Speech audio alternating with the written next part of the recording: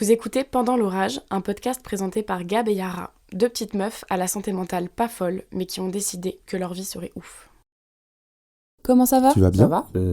Alors Ça va Carrément? Ça va. Ouais, de ouf. C'est un petit ouais ça. On dirait T'es pas. sûr que ça va? Si, ça va. Si, je t'assure. Ouais, t'inquiète. Sûr? Yes, trop Ok. bien. Nickel, parfait. Super.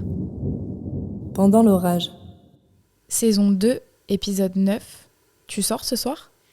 Dans cet épisode, on a parlé des difficultés à faire la fête quand on a une santé mentale fragile, des problèmes liés à la consommation d'alcool et de drogue, et de la non prise en charge des troubles psy dans les lieux de soirée.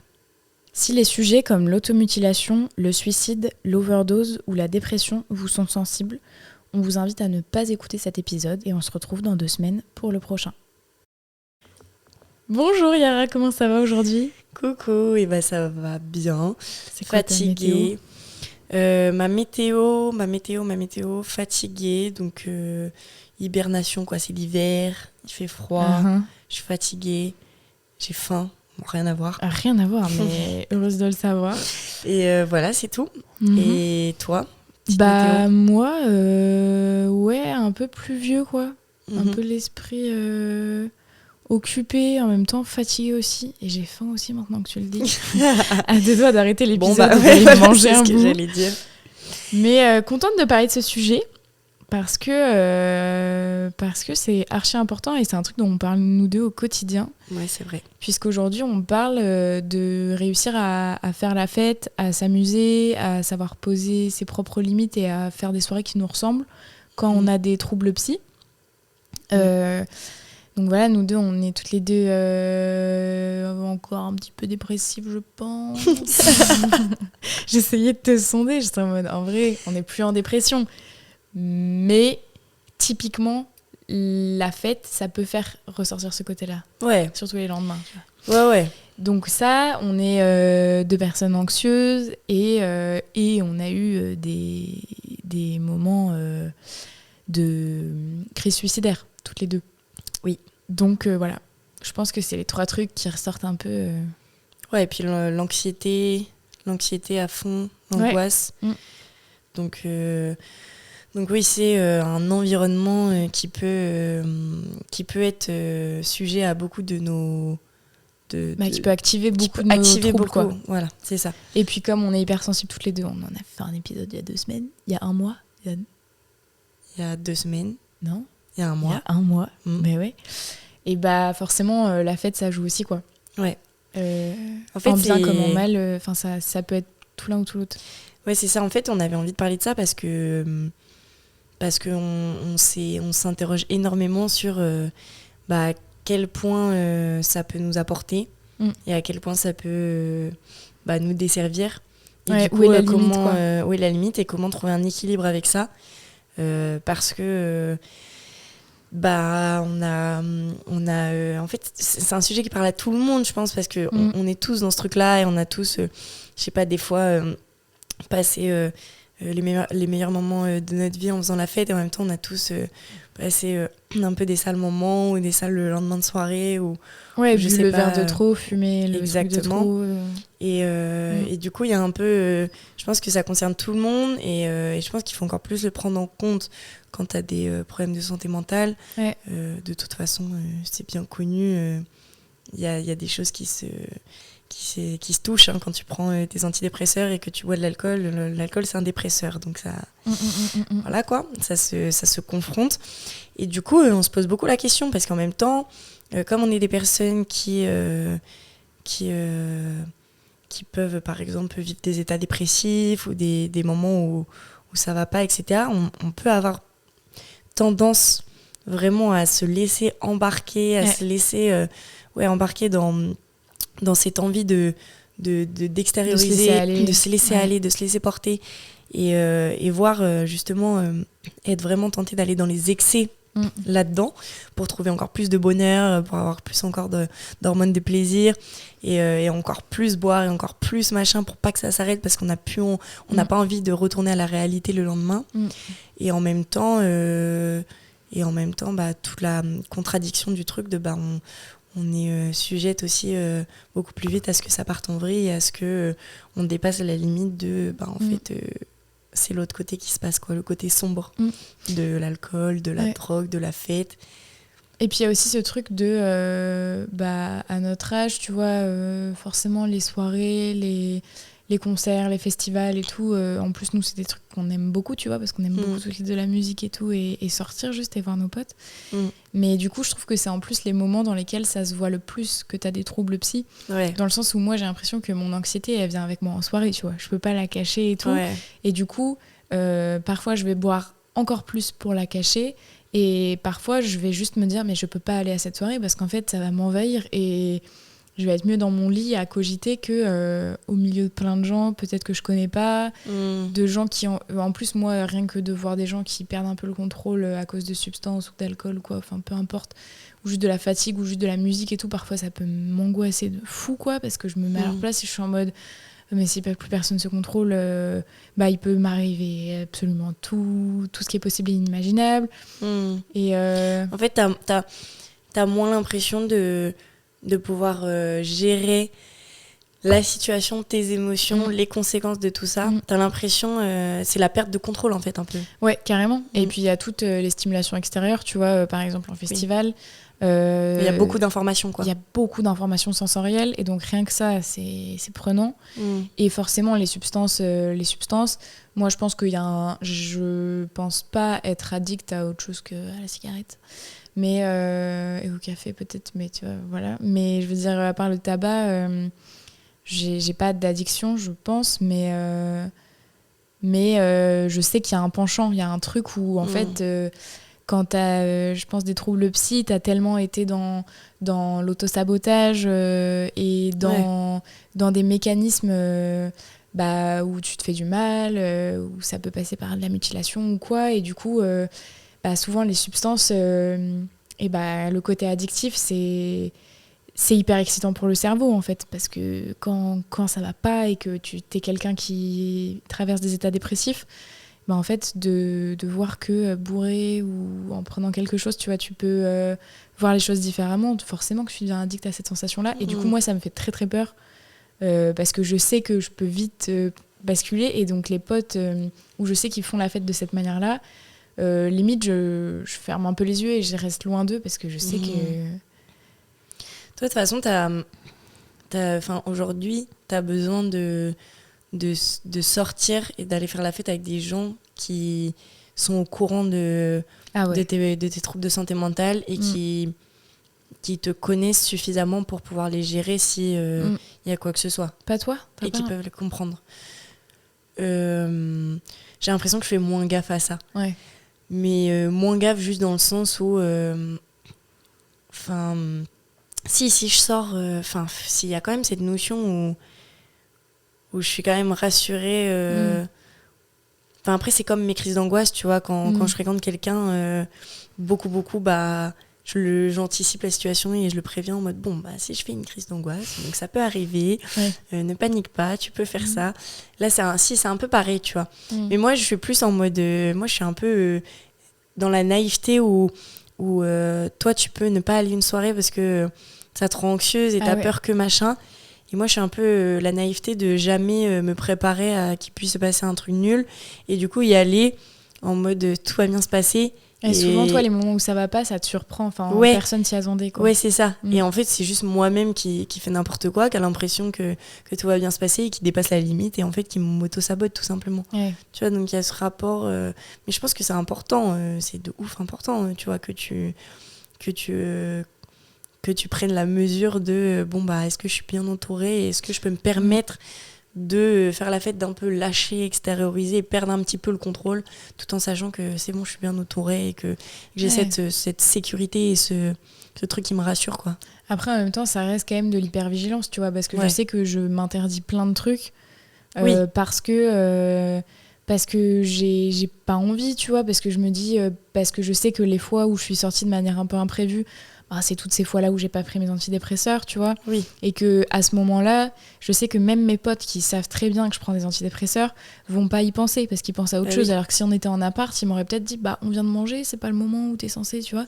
Et donc en fait, je me cache derrière ce truc et je me dis tant mieux, je vais faire semblant pendant une soirée d'être entre énormes guillemets normale, tu vois, et de pouvoir faire la fête comme tout le monde, pouvoir boire comme tout le monde. Sauf que c'est pas vrai, tu vois, parce que moi, les médocs et l'alcool, ça m'a pas du tout réussi.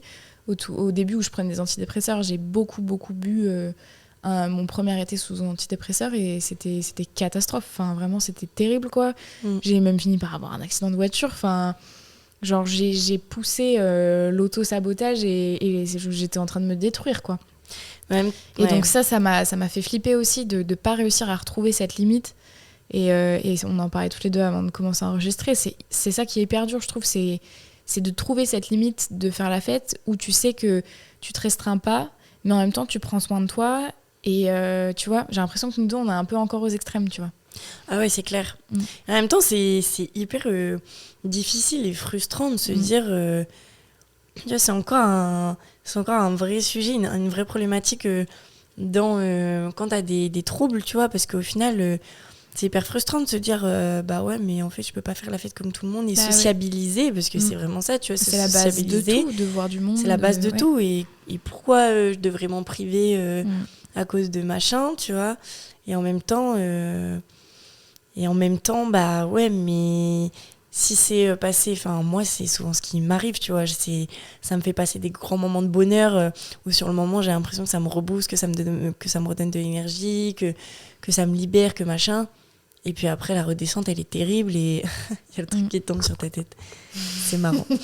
Et ouais, la redescente, elle est encore plus dure. Tu vois, il y a ce truc de monter très haut et de redescendre très bas. Et oui, parce que on dirait là forcément que tu parles de substance, mais même sans parler de substance. C'est genre émotionnellement, le fait d'être hyper entouré et le lendemain de se retrouver tout seul dans son lit. Et de cogiter, alors que sur le moment, t'es là, t'es dans ta musique, tu te laisses juste porter, tu penses à rien. Le lendemain, tu te retrouves tout seul dans ton lit et t'es en train de réfléchir à ta vie, ça fait mal, quoi. Bah oui. Donc oui, même sans rien prendre.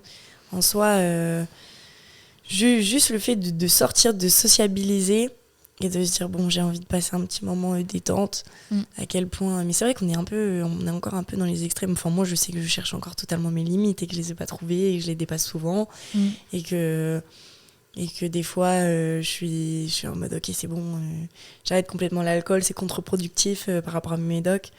Et en même temps, bah, je recraque parce que je me dis, bah ouais, mais fais chier, quoi. Fais chier. Genre, en fait, j'ai envie de me faire plaisir, de passer un bon moment, je le sens bien. Bah, la plupart du temps, ça se passe bien et je me dis, bah, t'as eu raison de faire ça. Et sauf que quand ça se passe pas bien, bah, tu te dis, bon, bah, est-ce que ça vous valait vraiment le coup, tu vois ? Je pense, tu vois, qu'il y a quand même tout cet environnement où il y a aussi ce truc de, bah ouais, toi, tu dois réfléchir à toi, prendre soin de toi et savoir te... connaître tes limites et te prendre en charge et voilà, gérer ta santé mentale en soirée. Et en même temps, il y a tout ce truc de si autour de nous, si je parle des gens en général, si la société en général était beaucoup plus informée et alerte sur ça, je pense, tu vois, qu'il y aurait aussi pas toutes ces craintes et ces problèmes de tu vois, genre on se sentirait plus libre de pouvoir faire ça aussi, tu vois. Ouais, puis moi je sais que le truc qui me fait très très peur, c'est quand je sors, c'est de me dire j'ai peur d'arriver là-bas, qu'il y ait quoi que ce soit, je ne sais pas, que je contrôle pas, et du coup que ça me déclenche une crise d'angoisse, et que les gens qui sont là-bas ne savent pas forcément comment gérer mes crises d'angoisse. Parce qu'il y a peu de potes qui m'ont géré pendant des crises d'angoisse, et c'est des gens très proches, mais parfois, là, il y a 2 semaines, j'étais invitée à une soirée où je connaissais qu'une personne, et je me suis préparée pendant 1 heure, j'étais trop contente et tout, je me suis mise fraîche et tout, j'étais trop heureuse en vrai. Et au moment de mettre mes chaussures, j'ai paniqué, je me suis effondrée en l'air, mais je me suis dit, mais je peux pas y aller parce qu'en vrai, je suis un peu fatiguée, et puis machin, et puis là, ça devient une boucle infernale. Ouais. Et d'un côté, je me dis, mais oui, mais je suis sûre que les gens, ils sont bienveillants, il n'y a aucune raison que... Et je me dis, ouais, mais au cas où, je préfère quand même rester chez moi. Et on en parlait toutes les deux, tu vois, dans les festivals, dans les concerts, mais surtout les festivals où on passe plusieurs jours, où il y a aussi des moments où c'est entre 2 fêtes et où c'est juste des après-midi, où juste les gens se baladent, se réveillent tranquillement et tout. Je pense on pense toutes les deux que ça devrait plus exister des endroits pour sensibiliser aux personnes justement qui qui ont des troubles psy ou des troubles mentaux qui font que en fait parfois c'est trop stimulant un festival, mais ils ont quand même envie de faire la fête avec leurs potes. Et du coup il faudrait des endroits où on peut se retrouver au calme, sans musique, des endroits où où on puisse, tu vois, par exemple, je sais pas si c'est le cas, mais j'ai l'impression que la Croix-Rouge en festival, ils gèrent tout ce qui recourt de la santé physique, des malaises, des overdoses, tu vois, des gens qui se blessent et tout. Mais en fait, je me dis, moi, si en festival je fais une crise d'angoisse, est-ce que j'ai le droit d'aller à la Croix-Rouge, tu vois? Enfin, genre, j'ai l'impression que personne parle de ça et ça m'entriste. C'est encore toujours ce dont on parle tout le temps, le problème et la différence entre pourquoi on prend en charge autant la santé physique, voilà, et pas la santé mentale. Et c'est exactement ce que j'allais te dire. Dans tous les festoches, il y a des points où tu peux aller. Alors, je pense que si tu te sens pas bien, tu vois, si tu fais un malaise, même si tu fais une crise d'angoisse ou que tu te sens oppressé, etc., évidemment, je pense que tu peux aller dans ces endroits. Bien sûr. Mais il n'y a pas ce truc de...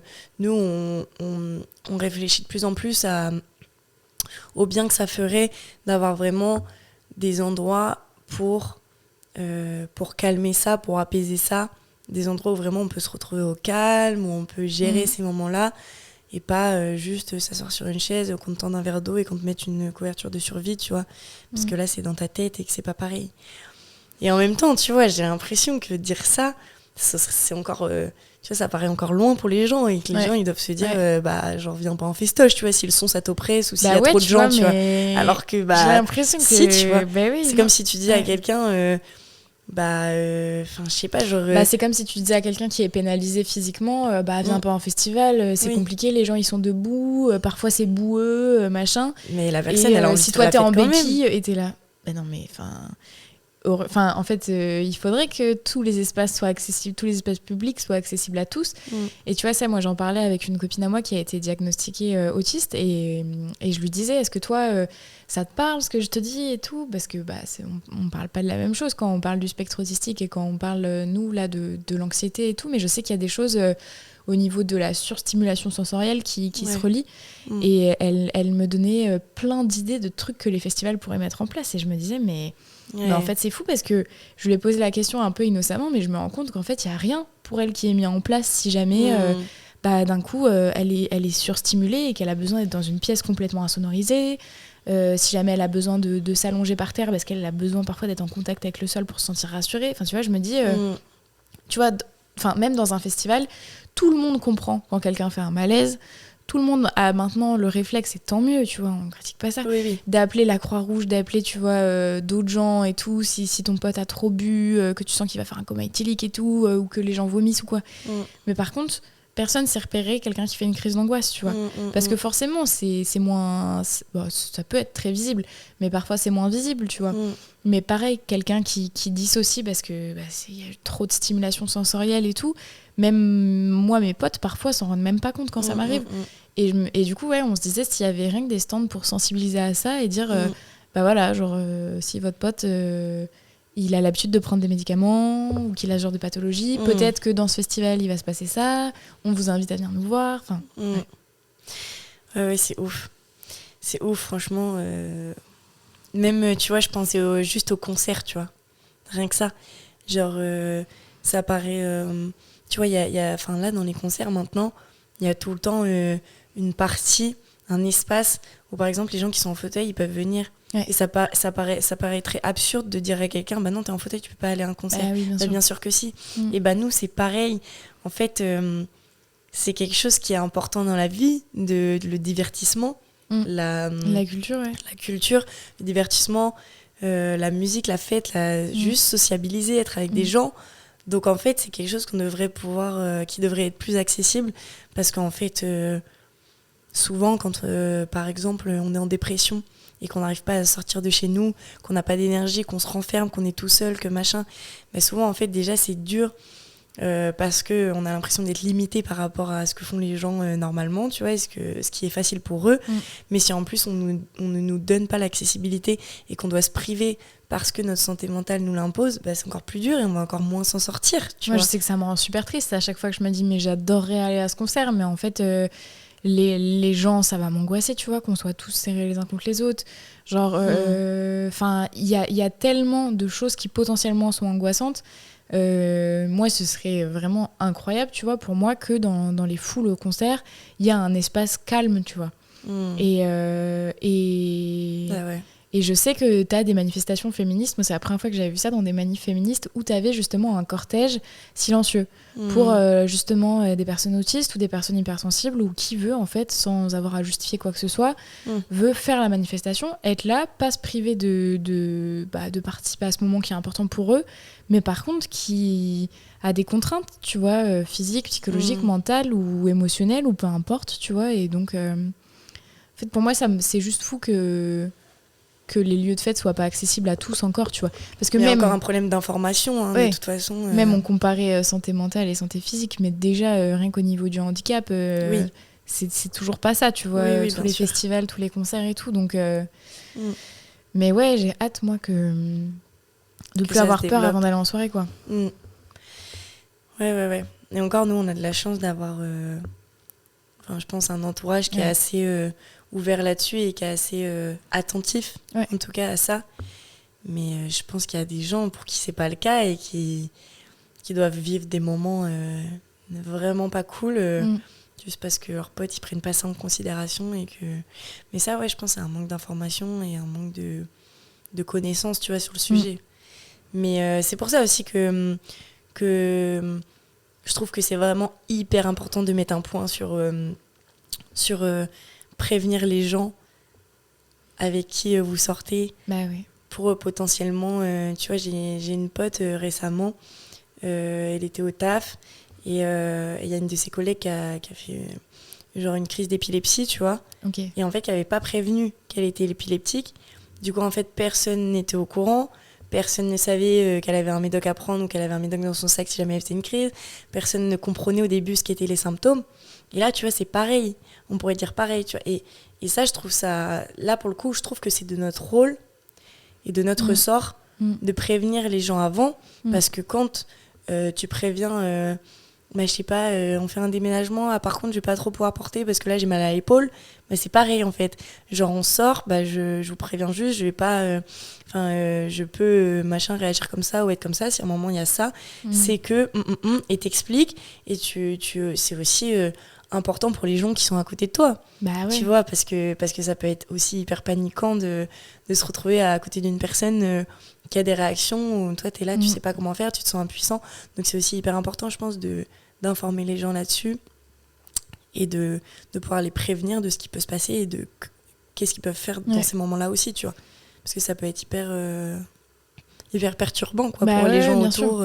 Et puis aussi ça peut créer des maladresses, tu vois. Genre moi, plein de fois à des soirées, je sais qu'une pote va pas bien et qu'elle sort d'une crise d'angoisse ou quoi, et du coup les gens peuvent un peu lui tomber dessus pour un truc ou un autre, et parfois quand il y a l'alcool, la pression de l'alcool, des jeux avec de l'alcool ou quoi, et qu'il y a des questions incessantes sur mais pourquoi tu bois pas, ou pourquoi tu bois autant, ou tu vois des pressions sociales comme ça qu'il y a beaucoup quand même dans les moments de fête. Bon, déjà jamais de la vie les gens devraient mettre la pression ou faire la morale sur l'alcool en pleine soirée, surtout quand la personne est déjà alcoolisée, c'est juste le pire truc à faire. Enfin, ça sert à rien, et surtout c'est nul de faire ça, quoi. De forcer les gens à boire, c'est nul. Et de culpabiliser les gens parce qu'ils boivent sans comprendre le pourquoi du comment, c'est nul aussi. Enfin bon. Mais ouais, si tu sais que potentiellement ton pote va pas bien ou quoi. Être attentif aux gens autour, quoi, aussi. Être attentif, et en même temps c'est dur, tu vois, c'est dur dans des endroits comme ça, de toute façon. En fait, genre, j'ai l'impression que c'est encore trop peu pris en compte pour qu'on puisse s'autoriser à se sentir safe dans des endroits comme ça, tu vois. Mais moi perso, de toute façon, il y a aussi notre responsabilité, tu vois. Parce qu'on parle des autres, il y a aussi notre responsabilité de connaître ses limites et aussi de pas faire n'importe quoi quand tu sais que... Moi, je sais que je fais encore des trucs à la con, tu vois, et que justement, genre, des fois, je bois alors que je sais que ça va complètement à l'encontre de l'effet de mes médocs. Je suis en mode, pourquoi tu fais ça? Parce que ça me fait un peu de bien sur le moment. Et ouais, peut-être qu'au long terme, c'est pas une bonne idée, mais là, j'en ai besoin et on fait comme on peut, quoi, j'ai envie de dire. Ouais. Mais il y a aussi sa propre responsabilité de trouver ses limites. C'est hyper dur, je trouve. C'est hyper dur. Parce que aussi, des fois, tu vois, t'as l'impression de contrôler la chose, t'as l'impression que ça va, t'as l'impression... Et tu sais, il suffit d'une petite limite, d'un petit truc qui fasse que, en fait, ça part en vrille. Et...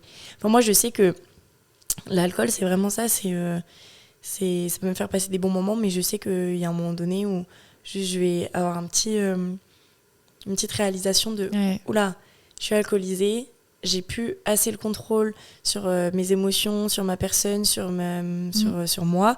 J'ai plus assez le contrôle de mes émotions et de mes réactions, et du coup je me sens vulnérable et je me sens plus en sécurité. Et le problème, c'est que en fait c'est hyper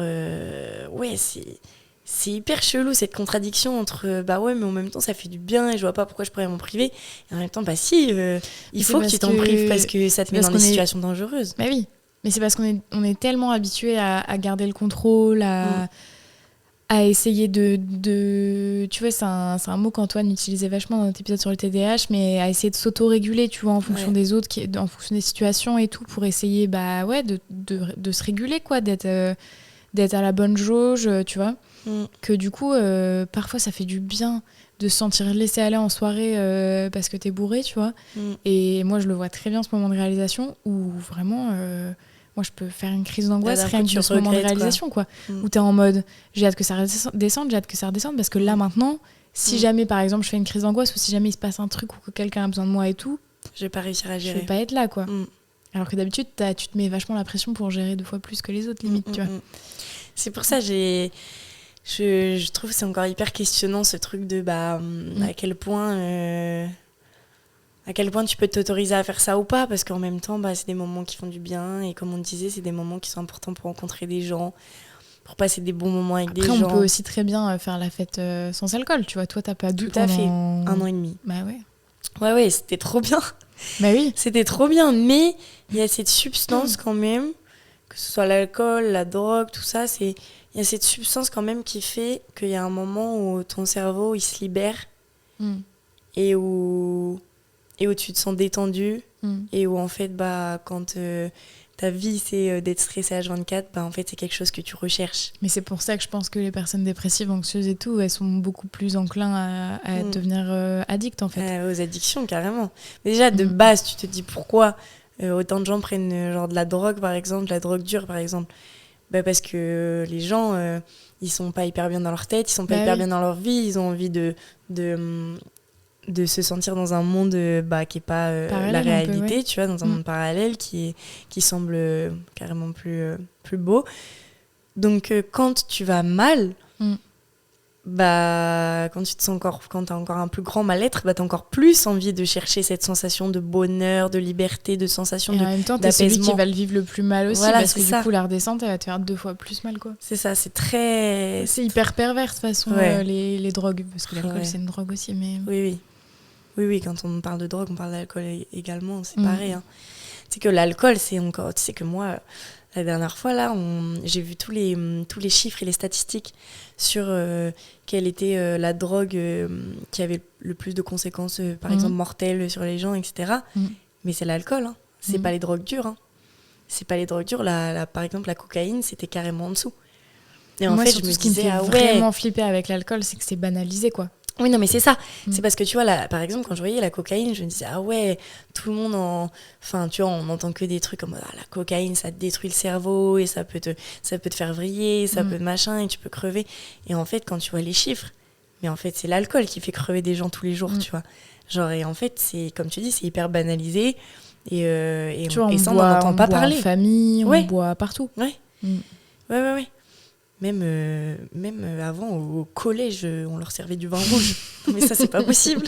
Enfin, bref, c'est un truc qui me... Ouais, on devient un peu trop sur l'alcool. Mais je sais pas, il y a un truc... Il y a un vice qui fait que c'est à la fois peut-être le plus grand moyen d'extériorisation. Ouais. Et à la fois... Après, tu vois, il y a des choses... lié, et je vais te faire une superbe Transition. Mon Dieu. C'est qu'il y a des choses qui sont liées à la fête qui dépendent pas de substance. Par exemple, la musique ou la danse, où ça, c'est parfois amplifié par le fait que tu sois ivre ou que tu sois peut-être défoncé, tu vois. Mais le fait de danser en soirée, je sais que toi comme moi, c'est des trucs, et le fait de chanter en soirée, d'écouter de la musique en soirée avec tes potes, et de se retrouver tous ensemble autour de la musique, tu vois, ou en concert ou quoi, ou en festival, il y a un truc hyper fédérateur et hyper salvateur. Et moi, dans ces moments, enfin, plein de fois, moi, j'ai vécu ces moments-là avec toi pendant ta période de sobriété, là, pendant 1 an et demi. Et j'avais l'impression que tu les vivais limite plus intensément que moi. Et je me disais, bah, c'est peut-être ça la solution, tu vois. C'est peut-être de trouver un état de transe, mais sans produit, tu vois. Non, mais complètement. Complètement. Hein. Moi, j'ai toujours dit que j'avais super bien vécu mon année et demie sans alcool. Et que tout le monde me disait, en plus, bah, j'ai un caractère qui peut... C'est pareil, c'est pas facile pour tout le monde, c'est pas possible pour tout le monde. D'autant sociabiliser et faire la fête jusqu'à pas d'heure sans avoir bu, tu vois. Il y en a plein, je sais pas, ils disent, je peux pas danser si j'ai pas bu d'alcool, ou etc. Moi, j'ai la chance de pouvoir faire autant de conneries quand j'ai pas bu que quand j'ai bu, tu vois, ou être à l'aise, c'est ça.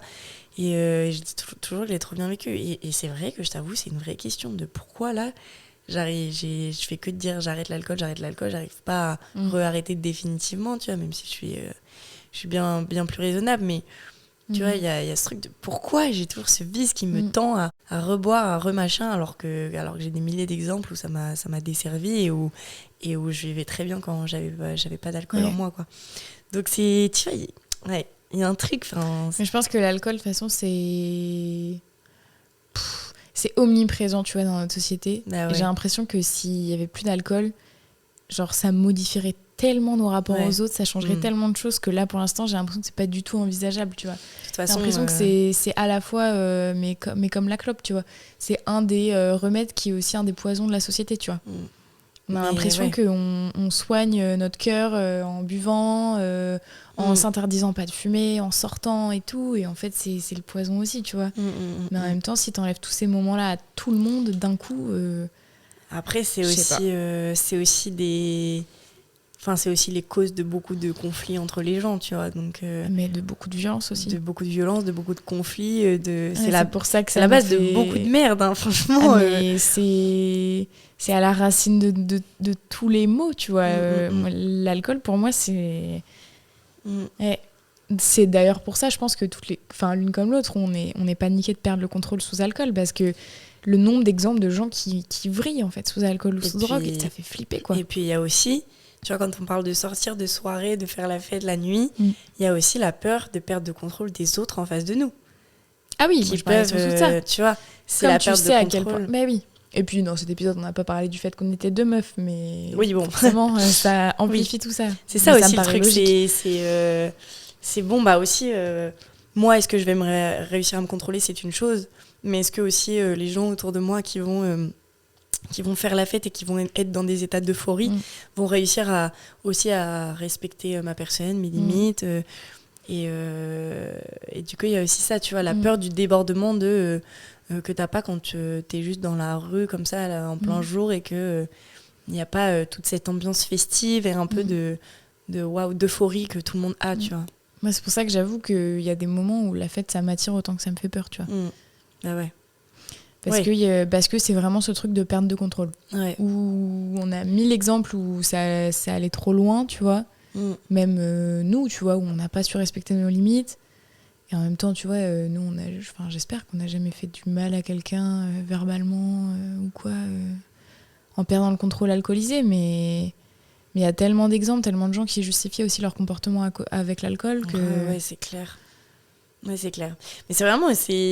C'est une recherche permanente de l'humain et en même temps, c'est le fléau, tu vois. Genre, c'est hyper contradictoire. C'est pour ça qu'on en revient au début de l'épisode où on parlait d'équilibre. Bah ouais. Où, c'est là. Et comment on trouve l'équilibre, comment on trouve la limite, l'équilibre, et comment on arrive à pouvoir rester en sécurité, pouvoir se sentir bien et ne pas encore plus s'écraser dans nos problèmes de santé mentale, ne pas s'enfoncer. Moi, je sais qu'il n'y a pas longtemps, j'ai été voir mon infirmière et je lui ai dit ça fait quelques semaines, j'ai pas bu, j'ai fait ça, machin, ouais, c'était cool, je me sens bien. Et puis tu sais, il y a un jour où je suis arrivée, j'ai dit ouais, ça va pas trop. Mais en même temps, j'ai fait la fête là, et puis c'est passé ça, c'était pas hyper agréable. Du coup, le lendemain, j'ai culpabilisé, et puis j'étais fatiguée, et puis je me sentais pas bien. Puis tu sais, elle m'a regardée en mode bah ouais, mais en même temps, tu cherches la merde, ou enfin, tu vois. Et en même temps, bah non, je cherchais encore à vivre un moment de bonheur. Ouais, c'est ça. Et en fait, ça m'a mis dans le mal. Et du coup, il y a vraiment ce truc de recherche perpétuelle, de trouver un endroit entre guillemets, où un moment, où on se sent mieux, où on se sent vraiment où on se sent apaisé, et en même temps c'est un moment qui peut être complètement l'inverse, quoi. Moi, maintenant, je sais qu'avec l'alcool, ça se jauge à un nombre de verres, tu vois. Je sais qu'au bout d'un certain nombre de verres, soit je vais être angoissée sur le moment, soit je vais être bourrée, et donc le lendemain, le fait de redescendre de l'alcool, je vais être angoissée. Et donc, je sais que si je bois plus de 2-3 verres, je vais pas être dans un état démentiel, mais je vais être un peu angoissée, tu vois. Ouais, c'est ça. Du coup, t'arrives à jauger, à te dire, bon, bah, respecter ta limite, et à te dire, bon, bah, là, c'est stop. Après, il faut effectivement s'entourer des gens qui savent aussi respecter vos limites. Parce que si c'est faire tout ce travail-là avec soi-même, et après sortir avec des gens le samedi soir qui sont en mode, bon, ça va. Ouais. Allez, et toi, tu dis non, je bois pas ce soir, et puis ils te mettent un shooter devant toi. Tu vois. Et moi, le nombre de gens que j'ai vu quand tu buvais pas dire ah bon, mais n'importe quoi, mais tu te moques de moi et tout. Le nombre de gens qui me disaient, ou alors je disais, le nombre de gens qui voulaient me payer des verres, et je leur disais, bah, si vraiment t'insistes, paye-moi un coca, tu vois. Ils sont en mode, bah non, je vais pas te payer un coca, tu vois. Et du coup, ils te payent pas de verre parce que si tu prends pas d'alcool, ça n'a pas d'intérêt. Et t'es en mode, ou alors, tu sais, le truc de bah ouais, mais ton coca il coûte plus cher que la bière, genre prends une bière, tu vois, c'est pareil. Il y a plein de trucs comme ça aussi, où il y a l'habitude et la normalité de faire la fête et de faire n'importe quoi, et que ce soit normal pour certaines personnes, et que ça les détruise pas autant que ça peut détruire quelqu'un qui a de base qui va pas bien, quoi. Trop de réflexion. Cet épisode est peut-être un peu long. Moi, ça va. Ouais, non. 30 minutes, je crois. Ouais, et bah c'est bien, j'espère. J'espère que ça vous aura aussi genre questionné sur plein de trucs, et ça vous aura aussi donné envie un peu de prendre soin de vous, et aussi de votre entourage, d'être à l'écoute par rapport à ça, d'avoir envie de mettre des choses en place peut-être, ou de discuter de ça avec vos potes, parce que aussi il y a plein de gens qui n'en parlent pas et qui ressentent ça, et qui se sentent pas assez sécures ou assez écoutés pour pouvoir parler de tout ça. Donc en espérant que ça... En espérant de toute façon que les esprits évoluent à ce niveau-là, tu vois. Bah ouais, au moins que ça plante des petits points d'interrogation dans plusieurs têtes, et qu'on réfléchisse à ça, tu vois. On va continuer à se battre pour ça, de toute façon. On va monter des safe places dans tous les festoches du monde entier, et puis voilà, quoi. Oui, c'est tout. C'est trop génial. Enfin bref, et bah, à dans 2 semaines. À dans 2 semaines. De vous. Si notre épisode vous a plu, oui, n'hésitez pas à liker, n'hésitez pas à partager, n'hésitez pas à commenter, à venir nous suivre sur Instagram. Et dans 1 semaine, on poste sur Instagram des recommandations par rapport à cet épisode. Ouais. Notre compte Instagram, c'est @pendant_podcast.